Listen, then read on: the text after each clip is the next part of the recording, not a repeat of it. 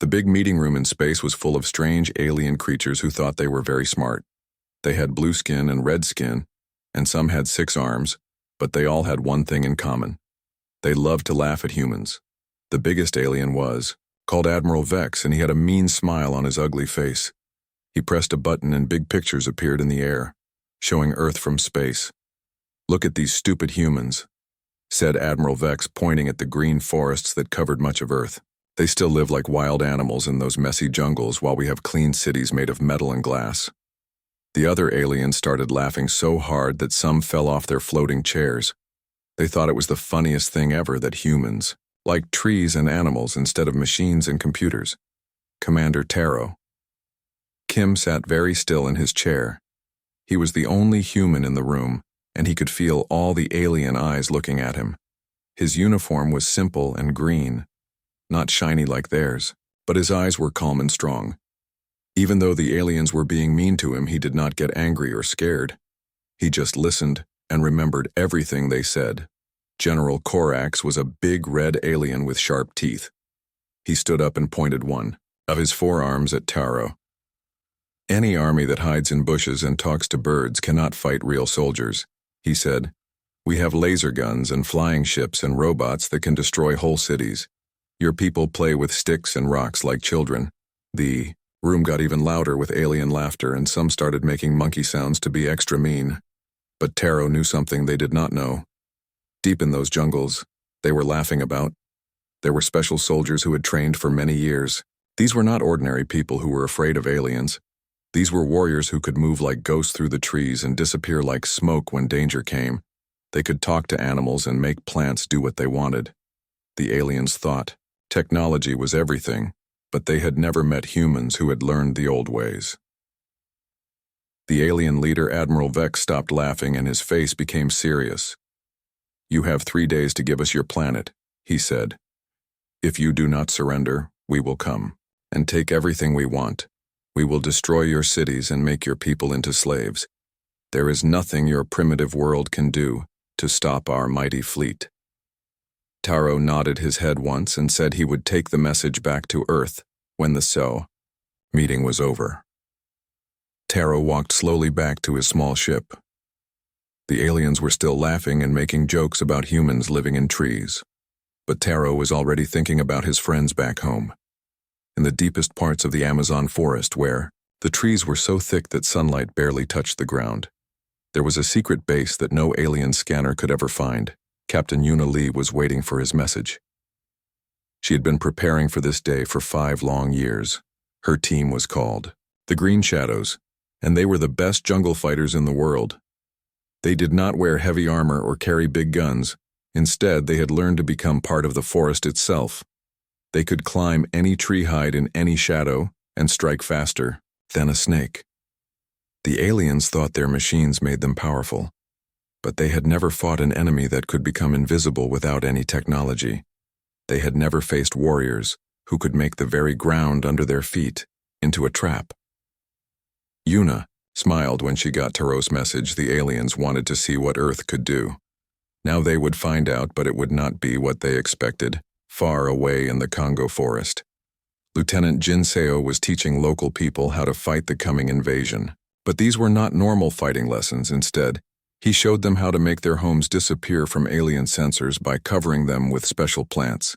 He taught children how to make sounds that would confuse alien computers and how to move through water without making any ripples. The aliens were coming with their proud ships and their powerful weapons, but they were flying into a trap that had been millions of years in the making. Earth itself was getting ready to fight back, and the Green Shadows would show these space bullies that sometimes the old ways were better than all their fancy technology. The countdown had begun, and soon the jungle would teach the galaxy a lesson it would never forget.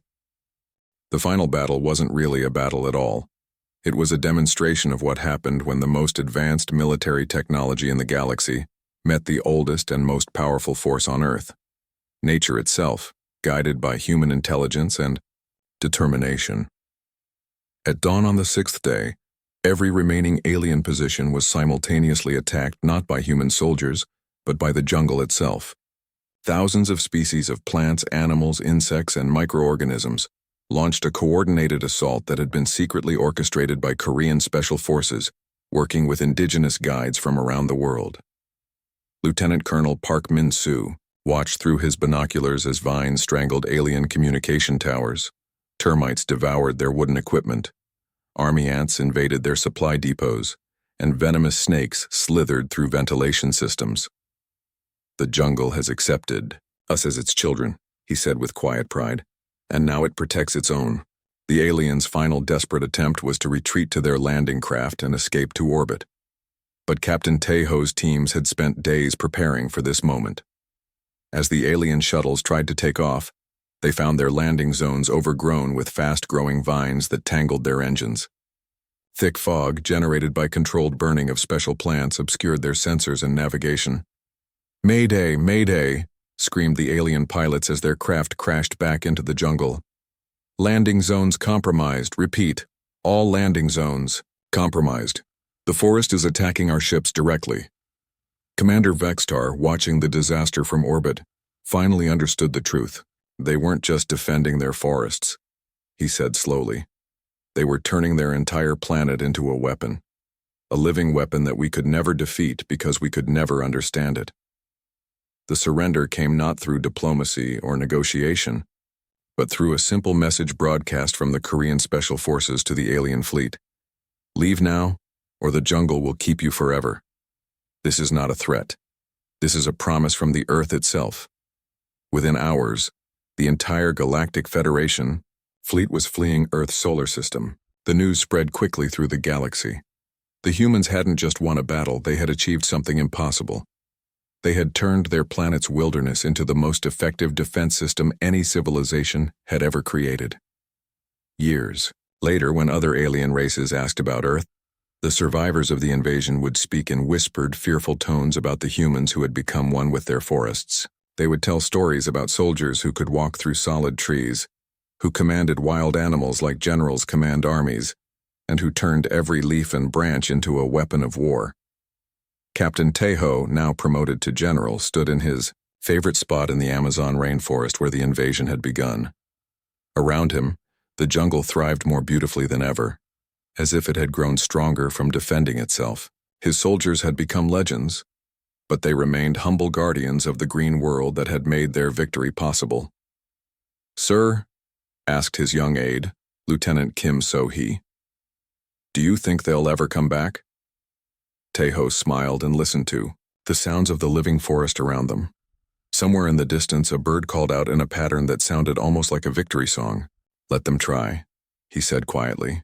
"The jungle remembers everything, and it never forgets how to defend its children." The Earth had taught the galaxy a simple lesson. Never underestimate a species that has learned to make the wilderness itself their greatest ally. In the vast cosmos of advanced civilizations and technological marvels, sometimes the most primitive weapons are the most powerful of all, and sometimes the best defense is simply knowing how to live in harmony with the forces that shaped your world. 3 days passed quickly, and the alien fleet arrived at Earth with thousands of big silver ships that blocked out the sun. Admiral Vex stood on his command bridge looking down at the blue and green planet below. He still could not understand why. Humans wanted to keep all those wild places when they could build nice clean cities instead. But it did not matter soon. Everything would belong to him and his empire. The first alien ships landed near big human cities like New York and London, just like everyone expected. But something strange happened when the second wave of ships headed toward the jungle areas. Their computers started acting weird, and their maps became useless.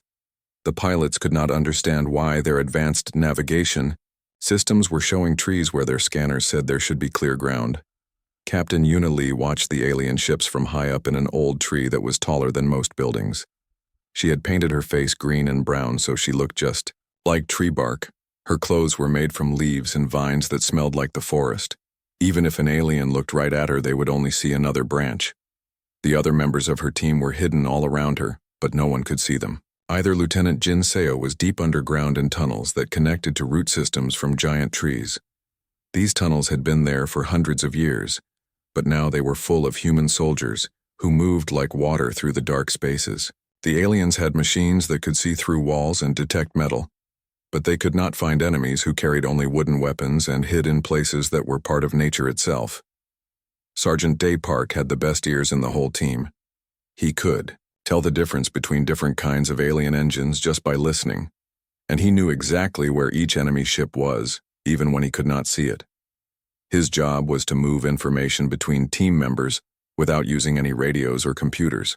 Instead, he used bird calls and insect sounds that the alien computers thought were just normal forest noises. The aliens sent small groups of soldiers into the jungle to look for human bases, but they walked right past hidden fighters who were less than 10 feet away. Private Junnam had spent weeks teaching poisonous spiders and dangerous snakes to recognize the smell of alien metal. The creatures had learned that anything that smelled like alien equipment meant food was coming soon. Lieutenant Minko was the team expert on making nature fight for humans. She had trained whole families of monkeys to throw rocks at anything that made electronic beeping sounds. She had also found a way to make certain plants grow much faster than normal, so they could cover alien equipment in thick vines within just a few hours. The aliens would land their ships and come back to find them completely buried under green growth. Corporal Rin Bei specialized in making the aliens see and hear things that were not really there. She used mirrors made from water and shiny rocks to make one soldier look like 10 soldiers from different angles. She could throw her voice to make it sound like human speech was coming from empty air or from inside trees. This made the aliens very confused and scared because they never knew if what they were seeing was real. The Green Shadows had also made friends with all the local tribes who knew the jungle better than anyone. These people had lived in harmony with the forest for thousands of years, and they knew every secret path, every hidden cave, and every dangerous animal. The aliens thought primitive meant weak, but they were about to learn that primitive could also mean deadly. As the alien soldiers got deeper into the jungle, they started to feel like they were being watched from every direction. Their fancy sensors kept giving them false readings, and their weapons kept getting tangled in vines that seemed to grab them on purpose. Some soldiers reported that they could hear whispering in the trees, but when they investigated, they found nothing but empty branches. The aliens had come expecting to fight humans with guns and tanks in open battles. Instead, they found themselves in a green maze, where the very air seemed alive and hostile. Every step they took led them further away from safety and closer to an enemy that could be anywhere or nowhere at all. The jungle was waking up, and it was very, very angry. The first real fight happened on a Tuesday morning when 20 alien soldiers tried to set up a base camp near a river.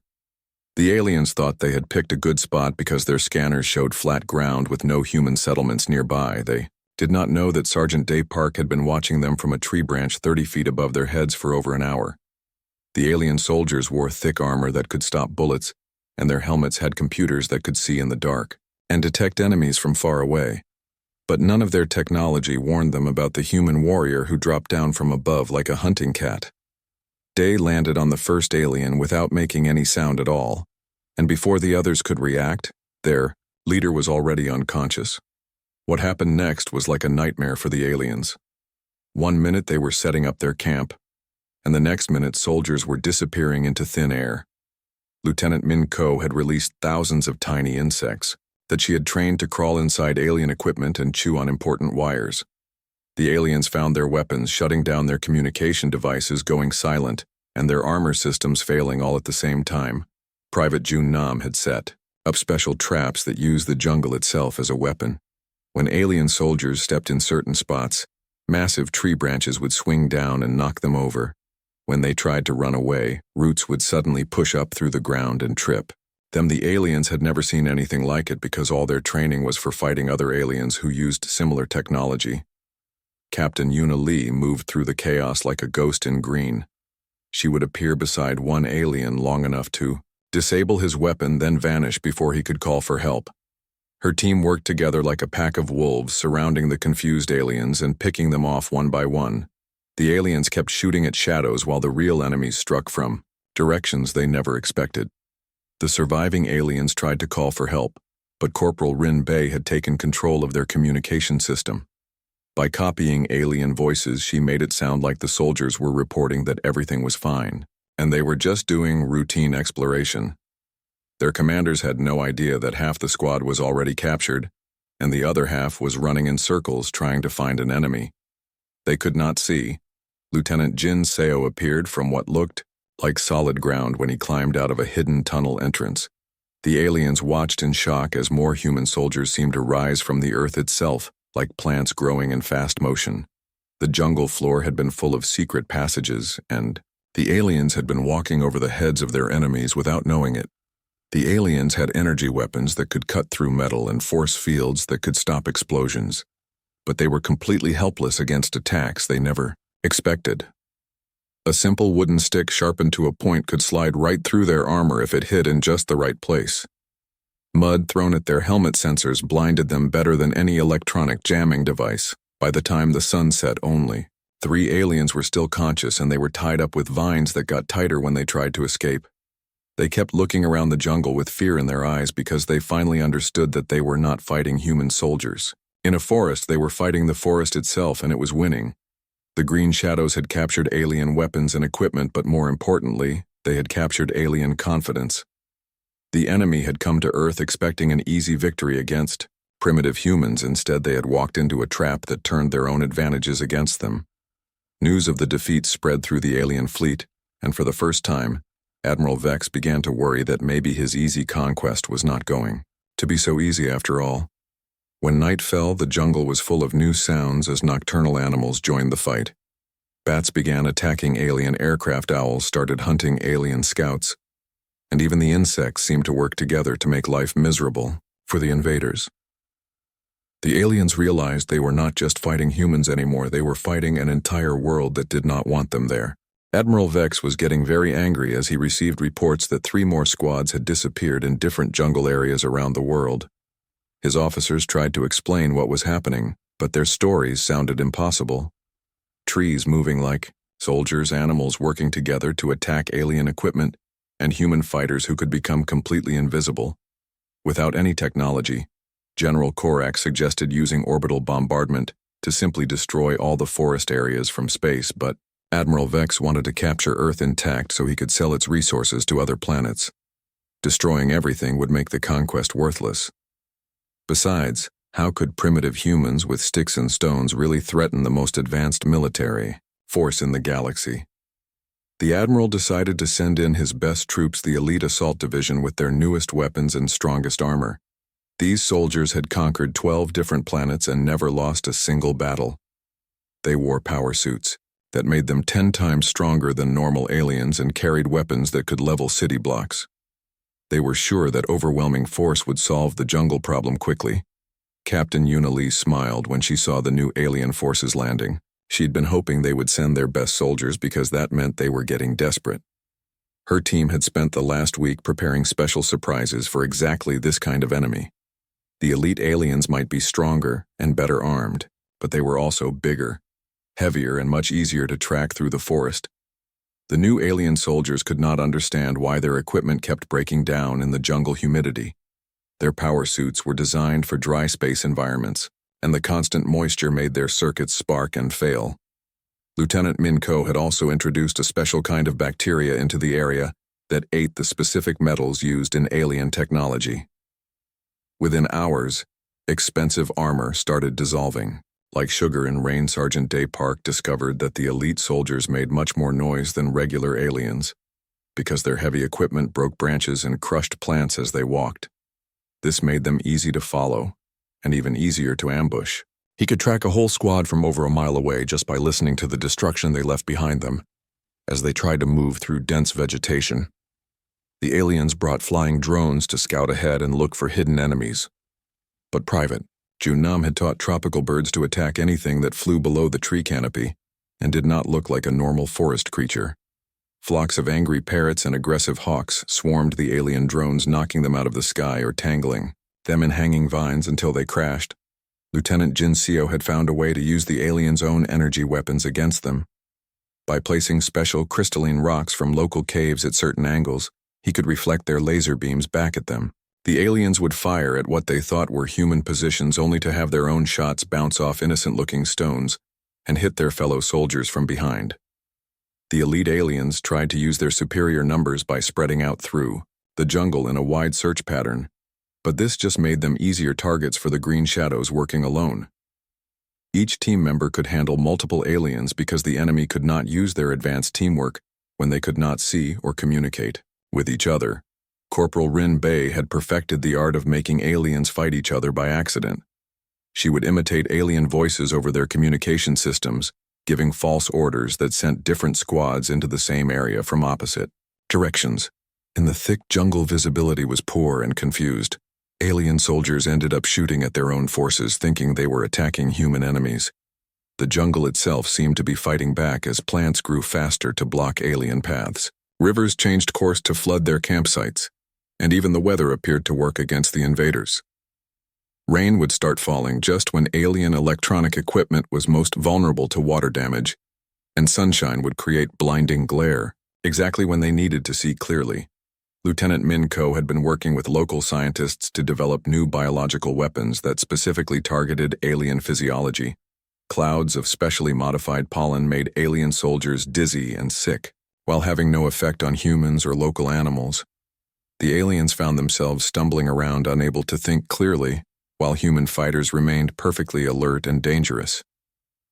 By the end of the week, the elite assault division had lost over half its forces, and the survivors were begging to be evacuated back to their ships. The jungle had beaten the best soldiers the alien empire could send, and word of the defeats was starting to spread to other alien worlds. Some were beginning to question whether conquering Earth was worth the cost. Admiral Vex stared at the reports in disbelief. How could primitive humans armed with wooden weapons defeat soldiers who had conquered entire star systems? The answer was simple: the aliens had never fought an enemy that understood how to make an entire ecosystem into a weapon. They had never faced warriors who could turn nature itself into their ally, and the jungle was just getting started. The alien fleet was running out of soldiers, and Admiral Vex was running out of patience. His mighty conquest was turning into an embarrassing disaster as news of the jungle defeats spread throughout the Galactic Empire. Other alien species were starting to question whether the humans might actually be dangerous opponents instead of easy victims. General Korax convinced Admiral Vex to try a different approach. Instead of sending more ground troops, they would use orbital bombardment to destroy the jungle areas from space. Even primitive humans could not survive when their hiding places were turned into smoking craters. The plan was to burn away all the forests and force any survivors to fight in open ground where alien technology would have clear advantages. Captain Yuna Lee knew the orbital attacks were coming because Lieutenant Jin Seo had found a way to listen in on alien communications using their own equipment against them. But instead of being worried, she was excited because she had been preparing for exactly this possibility for months. The aliens thought they were about to destroy the jungle, but they were actually about to make it much more dangerous. Deep underground, the roots of ancient trees had been connected to a network of crystalline formations that could absorb and store massive amounts of energy. Scientists had worked with the green shadows to turn the entire forest into a giant battery that would charge up when hit by energy weapons.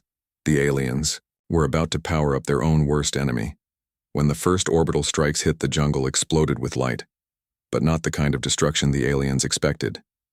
Instead of burning, the trees began to glow with absorbed energy that flowed through root networks and made the entire ecosystem stronger, faster, and more aggressive. Plants started growing at incredible speeds. Vines reached out to grab anything that moved, and flowers released clouds of paralytic spores that could knock out alien soldiers from a mile away. The aliens watched in horror as their most powerful weapons actually made the jungle more dangerous instead of destroying it. Trees that had been hit by energy beams began moving like giant animals, using their roots as legs and their branches as arms to fight back. Sergeant Day Park could barely believe his eyes as he watched a forest literally stand up and start hunting alien aircraft. Lieutenant Min Ko had been working for months to modify local wildlife so they could process and use alien energy signatures. The orbital bombardment supercharged every animal in the jungle, turning ordinary creatures into living weapons that sought out alien technology. Python snakes that could track alien power sources. From miles away, tiger cats that could leap incredible distances to attack flying vehicles, and swarms of insects that could short-circuit any electronic device. Private Jun Nam found that his explosive traps were no longer needed because the jungle was making its own weapons. Certain trees had learned to shoot their seeds like bullets while others could generate electrical discharges, powerful enough to disable alien vehicles. The aliens had created an army of angry plants that would fight them for years to come. Corporal Rin Bei discovered she could now communicate with the jungle itself as the energy networks allowed her thoughts to travel through root systems to any part of the forest. She could coordinate attacks across hundreds of miles instantly, and the aliens never knew what hit them because the forest would attack from every direction at once. The psychological warfare reached new levels as the aliens realized they were fighting an enemy that got stronger every time they tried to destroy it. Surviving alien soldiers reported that the jungle was whispering to them in their own language, telling them exactly how they were going to die. Some aliens went completely crazy and started shooting at their own teammates, thinking that everyone around them had been replaced by human shapeshifters. Lieutenant Jin Seo emerged from underground tunnels that now pulsed with alien energy like glowing veins. The entire tunnel network had become a living organism that could extend itself into new areas within hours. The aliens would establish a safe zone only to find that glowing roots had grown beneath it overnight, and human soldiers were already inside their perimeter. The aliens tried to retreat to higher altitudes, but the energy-charged jungle had grown tall enough to reach their aircraft. Trees stretched hundreds of feet into the air, grabbing alien ships out of the sky and pulling them down into the green depths below. Pilots who ejected from damaged aircraft found themselves caught in midair by branches that moved faster than any human could run. Admiral Vex called for a complete retreat from all jungle areas, but it was too late. The energy-charged forest was expanding beyond its original boundaries, as powered-up seeds and spores spread to other regions. Every place they landed became a new zone of hostile plant life that would attack anything with an alien energy signature. The orbital bombardment had backfired so completely that it turned Earth from a target into a nightmare. The aliens had wanted to strip mine the planet for resources, but now they just wanted to escape before the angry jungle followed them into space. Some alien soldiers swore they could see human faces in the patterns of leaves and hear human voices in the sound of wind through branches. Captain Yuna Lee stood on a platform high in the canopy, surrounded by trees that glowed with captured alien energy. The green shadows had won a victory that would be remembered throughout galactic history. They had turned their enemy's greatest strength against them and proven that sometimes the old ways were more powerful than all the technology in the universe.